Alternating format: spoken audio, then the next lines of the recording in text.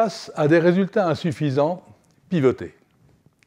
Vous êtes maintenant convaincu d'avoir à assumer la responsabilité à 100% de ce qui vous arrive. Alors, si vous n'aimez pas la situation que vous vivez en ce moment, il ne vous reste qu'à changer d'attitude et de comportement. Comme tout ce que nous vivons aujourd'hui est la résultante des choix que nous avons faits par le passé, si nous continuons à agir de la même façon, nous aurons demain, encore et encore, le même résultat. Ne nous plaignons donc pas. D'ailleurs, a-t-on jamais entendu quelqu'un se plaindre de la loi de la gravité? De surcroît, avez-vous remarqué qu'on ne se plaint jamais auprès de la bonne personne? On se lamente de l'attitude pesante de son patron auprès de sa femme, mais on glose sur elle aussitôt qu'elle a le dos tourné auprès de ses amis. C'est totalement vain. Vous ne pourrez jamais améliorer vos résultats si vous rendez quelqu'un d'autre responsable de votre absence de réussite. Donc ce que vous n'aimez pas, changez-le.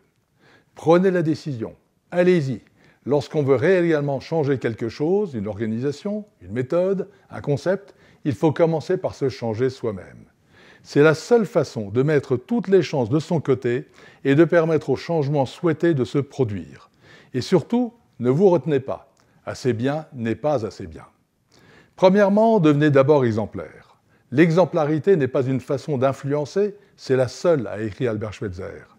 Mais veillez toutefois à ne pas confondre l'exemplarité avec une admiration béate dénuée de tout sens critique. Ce n'est pas en admirant Zinedine Zidane qu'un enfant progressera au football, mais en suivant les recommandations de son entraîneur, probablement bien moins prestigieux que son héros. De même, ce n'est pas en idolâtrant Steve Jobs qu'un jeune entrepreneur réussira à monter son propre projet d'entreprise. Deuxièmement, changez de stratégie. Commencez par vous fixer un standard de vie entrepreneurial nettement plus élevé que celui qui est aujourd'hui le vôtre et soyez convaincu que vous pouvez y prétendre. Alors seulement vous serez en mesure de définir la stratégie qui vous permettra d'y arriver. Pour s'élever, beaucoup de gens savent quoi faire, mais très peu le font. Pourquoi ? Parce que cela exige des efforts et que lorsqu'on est seul, il est très difficile de trouver en soi les ressources mentales qui permettent de les faire.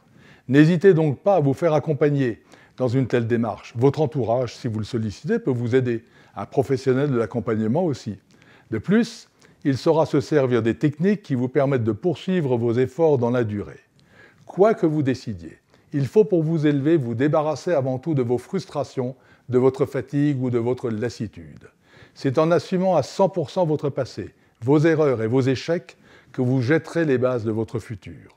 Ce qui est passé, bien ou mal, est passé. Le meilleur est à venir. Il doit être conforme au but que vous vous êtes fixé.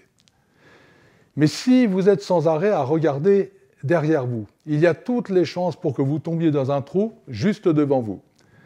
Il y a deux façons de réagir au ressenti d'un résultat médiocre. Soit vous vous plaignez jusqu'à ce que vous ayez oublié, soit vous tentez d'évaluer quel autre comportement vous auriez pu avoir pour changer ce résultat au fur et à mesure qu'il se produisait.